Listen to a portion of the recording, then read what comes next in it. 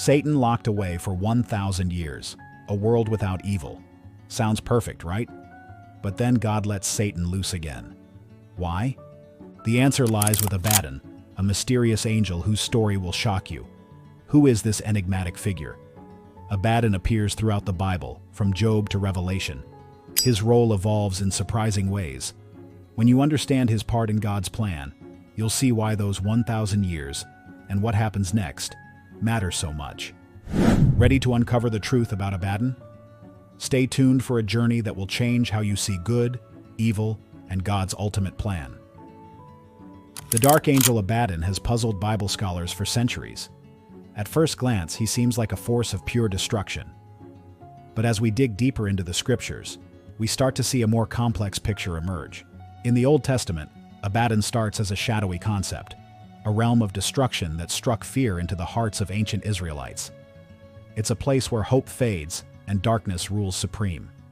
Job 26:6 paints a chilling picture. Sheol is naked before God, and Abaddon has no covering. This verse reveals Abaddon as a place of complete exposure, where even the darkest secrets are laid bare. But Abaddon doesn't stay a mere location. Like a caterpillar transforming into a butterfly, this concept evolves throughout the Bible. In Job 28:22, we hear whispers of life. Destruction and death say, "We have heard a report about it with our ears." Suddenly, Abaddon isn't just a place, it's a living, breathing entity. The mystery deepens in Proverbs 15:11.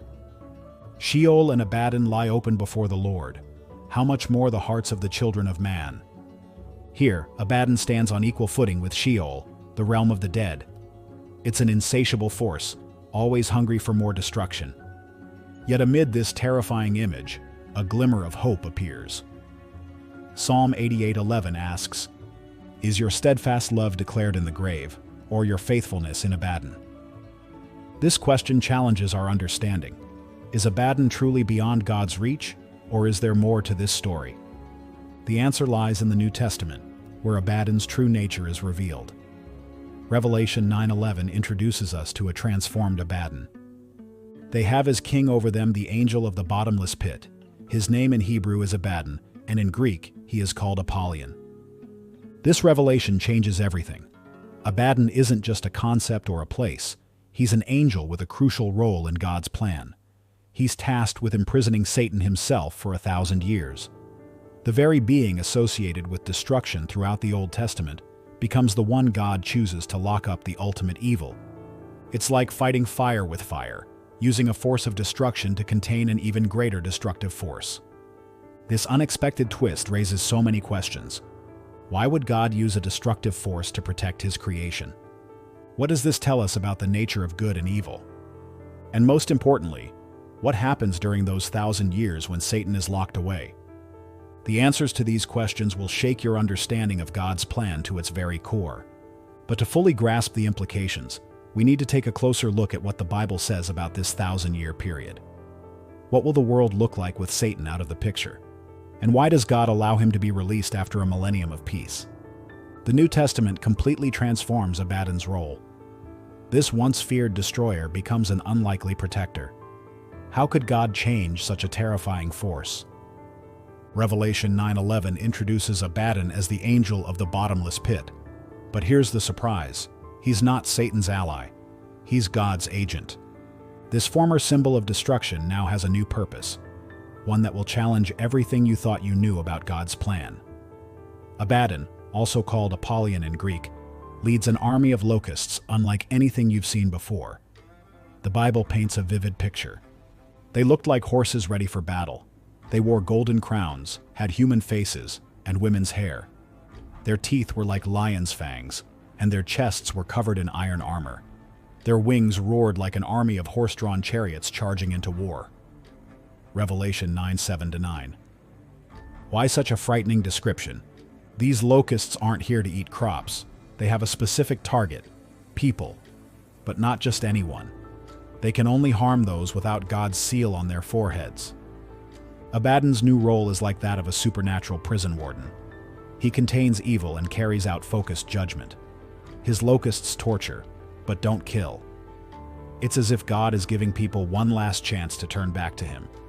This shift teaches us something important about God's nature. Even in judgment, there's mercy. The locusts cause suffering, but with a purpose. It's not random destruction anymore. It's a targeted wake-up call that spares the faithful. But Abaddon's biggest job is yet to come. The Bible says Satan will be bound for 1,000 years, and guess who's in charge of keeping him locked up?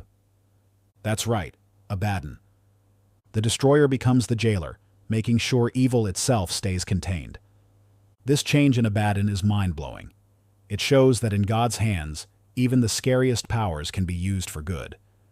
But here's what most people miss. Abaddon's new role isn't just about punishment, it's about protection. By judging those who reject God and containing evil, Abaddon is actually guarding the faithful. This transformation reflects a bigger theme in the Bible. God can use anything, even forces we might think of as dark, to fulfill His plan. It's a powerful reminder that God's ways are more complex than we often realize. But if Abaddon is now God's agent, keeping Satan locked up, what does that mean for the world? What happens during those 1,000 years when evil is contained? And why does it have to end? These questions make us think about the nature of good and evil. If God can turn a destroyer into a protector, what else might He be capable of? How might He be working in ways we don't expect, even now? A world without Satan whispers for 1,000 years. That's exactly what happens. Abaddon, once a force of destruction, becomes the key to a millennium of peace. But even in this perfect world, something's still not right. During this 1,000-year lockdown, Satan is bound and thrown into a bottomless pit. Revelation 20 tells us it's a desolate place, void of life and light. Jeremiah 4:23 describes it as a world turned upside down, empty and dark. It's like hitting the reset button on evil's influence. The world transforms in ways we can barely imagine. Isaiah 11:6-9 paints a picture of lions and lambs napping together, children playing with cobras. Wars cease, hunger vanishes. The earth itself seems to breathe a sigh of relief. Justice becomes the new normal. Christ reigns on earth, bringing about a transformation that touches every aspect of life. Peace isn't just a dream anymore, it's the daily reality. It's as if creation itself is celebrating the absence of evil. But here's where things get interesting. Even in this perfect world, people are still people. They're born with a sinful nature, just like we are today. It's as if God is running a grand experiment. What happens when you remove Satan's influence, but keep human nature intact? The results are surprising. Even without the devil whispering in their ears, people still struggle with sin. It's a stark reminder that our biggest enemy isn't some external force. It's the darkness within our own hearts. Living in a world without evil has a profound impact on people's psyche. Many experience a deep sense of peace and contentment they've never known before. But others struggle with the lack of challenges, feeling a strange emptiness where conflict used to be. This perfect world isn't meant to last forever, though. After 1,000 years, something shocking happens. Satan is released. But why would God allow evil to return after such a long period of peace? The answer reveals something profound about human nature and God's plan. This millennium of peace sets the stage for one final test. It's as if God is saying, "You've seen what life can be like under my rule. You've experienced true peace and justice. Now what will you choose?" Sadly, even after 1,000 years of perfect rule, many still choose rebellion. It's a heartbreaking reminder of how deeply sin has corrupted us. But it also highlights the incredible patience and love of God. He gives humanity every chance to choose Him, even when He knows many won't. As the millennium draws to a close, tension builds. What will happen when Satan is released? How will people who have only known peace react to the presence of evil? The stage is set for a cosmic showdown that will determine the fate of humanity once and for all. Just when you think you understand God's plan, He does something unexpected. The release of Satan after 1,000 years of peace is a shocking twist that makes us question everything. Why would God let loose the very enemy He worked so hard to contain? This decision reveals a hard truth about human nature. Revelation 27:8 tells us, "When the 1,000 years are over, Satan will be released from his prison and will go out to deceive the nations in the four corners of the earth, Gog and Magog, and to gather them for battle. In number, they are like the sand on the seashore. Satan's deception is swift and effective. He uses lies and half-truths to sway people's hearts, gathering an army as vast as the sand on the seashore. This final test is like a crucial exam that reveals what's really in our hearts. Even after living in a perfect world under Christ's rule, some people still choose to rebel. But not everyone falls for Satan's lies. Many remain faithful to God, having experienced His goodness firsthand. Their loyalty shines bright against the darkness of rebellion. These faithful ones prove that true righteousness isn't about perfect surroundings. It's about choosing God when we have the option not to. Why does God allow this rebellion? It's not because He wants anyone to fail. Instead, it shows that His judgments are fair. Those who rebel do so by their own choice, not because they were tricked or didn't know better. This final test proves that sin is deeply rooted in human hearts, not just a result of Satan's influence. Revelation 20 verse 9 describes the outcome. They marched across the breadth of the earth and surrounded the camp of God's people, the city He loves. But fire came down from heaven and devoured them. God's judgment is swift and final, protecting those who stayed faithful and setting the stage for something greater. This moment also highlights God's incredible grace. Despite knowing some would reject Him, He still gave humanity 1,000 years of peace. It shows how deep God's love and patience run. The release of Satan isn't a step backward. It's moving us forward to the ultimate conclusion of God's plan. It prepares the way for the final judgment and the creation of a new heaven and earth. In this new world, those who've chosen God will live with Him forever, free from the possibility of sin or rebellion. This final test reveals something profound about human nature and God's character. It shows that true righteousness isn't about living in perfect conditions, but about choosing God even when we have the option not to.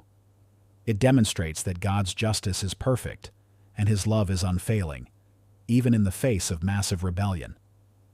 As we consider this future event, we're challenged to examine our own faith. How can we prepare our hearts now for that final test? What does it mean to truly choose God, not just when things are easy, but when real temptation comes? The final act of this cosmic drama unfolds with a scene more shocking than you could ever imagine. It's the Great White Throne Judgment, where every soul who has ever lived faces their ultimate fate. And at the center of it all, Abaddon. Once a force of destruction, Abaddon now plays a crucial role in God's perfect justice. This isn't just any courtroom. It's a cosmic court of law where God Himself presides as judge. Every person who has ever lived stands before the throne, their lives laid bare. Revelation 20:12 tells us, "And I saw the dead, great and small, standing before the throne, and books were opened." These books contain the records of our lives, every thought, every action, exposed before the Creator. But there's another book, the Book of Life. This book holds the names of those who have put their faith in Jesus, not based on good deeds, but on grace alone. Abaddon's role intensifies as he opens the lake of fire for those whose names aren't in the Book of Life. Revelation 20:14-15 states, "Then death and Hades were thrown into the lake of fire. The lake of fire is the second death. Anyone whose name was not found written in the Book of Life was thrown into the lake of fire." This judgment isn't just about punishment, it's perfect justice. Every secret comes to light. Every injustice is addressed. It's like the ultimate setting things right. Abaddon, once a destroyer, now ensures everything aligns with God's will. But why should this matter to you right now? Because this future event has real implications for how we live today. Knowing we'll stand before God one day should change how we treat others and the choices we make. It's like knowing you've got a big test coming up. You don't wait until the night before to start studying. You prepare every day, yet there's hope. The Book of Life isn't closed yet. Anyone who puts their faith in Jesus is saved. It's not about perfection, but about accepting Jesus' perfect sacrifice. Abaddon's transformation from destroyer to agent of justice shows the power of redemption. No one is beyond hope. No one is too far gone. As we go about our lives, this final judgment should guide our actions, not out of fear, but out of a desire to honor God. because one day we'll all stand before that throne. What will be written in your book? This judgment isn't just about your individual actions. It's about the ripple effect of your life. How have your choices impacted others? Have you spread kindness or caused harm? Have you pointed people toward God or away from Him? So as we live each day, let's keep this final scene in mind, not out of fear, but out of a desire to live in a way that honors God. Because when that day comes, wouldn't you want to hear, "Well done, good and faithful servant"? Abaddon's story isn't just ancient history, it's a mirror reflecting our daily lives. Every choice we make echoes the ultimate decision humanity will face. Will we follow God's path or turn away? The millennium shows us something surprising. Even in perfect conditions, some people still rebel against God. This proves that a flawless environment isn't enough to change hearts. The real change must come from within us. Think about your everyday decisions. When you choose forgiveness over bitterness, kindness over selfishness, or faith over fear, you're building a character aligned with God's will. These choices might seem small, but they are shaping your eternal destiny. The Bible tells us in 2 Corinthians 6:2, "Now is the time of God's favor, now is the day of salvation." This verse isn't talking about a one-time decision. It's about the choices we make every single day. Why does this matter so much? Because our daily decisions are like building blocks. Each act of faith, each moment of obedience, they're all stacking up, creating the person we're becoming. And just like a building, our character can't stand strong if it's built on shaky foundations. Abaddon's role in the final judgment challenges us to look deep into our hearts. Are we truly living for God, or just going through the motions? It's easy to say we believe, but do our actions match our words? The final rebellion after the millennium teaches us a crucial lesson. External perfection isn't enough. Even in a world without war or hunger, people still turn away from God. This shows us that the real battlefield is in our minds and hearts. So what does this mean for you today? It means that every choice matters. When you're tempted to lie, cheat, or hurt others, you're facing the same decision that people will face at the end of time. Will you choose God's way, or will you rebel? But don't let this overwhelm you. Instead, let it inspire you. God's mercy is available right now. We don't have to wait for a perfect world to start living for Him. We can make that choice today, and every day after. Abaddon's story shows us something amazing about God's character. Even this angel of destruction becomes an instrument of God's justice. This reminds us that God can use anything, even the things we fear, for His purposes. Take a moment to reflect. Are you building a character that will stand firm in the face of temptation? Or are you laying a shaky foundation that could crumble when tested? The reality of the final judgment isn't meant to scare us. It's meant to motivate us. It reminds us that our choices have eternal consequences. But it also reminds us of God's incredible mercy. He's giving us chance after chance, day after day, to choose His way. So what will you choose today? Will you live with eternity in mind? Will you let the reality of the final judgment shape your daily decisions? Remember, every moment is an opportunity to align your heart with God's will. We've just scratched the surface of how Satan works in our world. And what we've shared with you today about Abaddon and our daily choices is just the beginning. Click on the video on your screen to know more.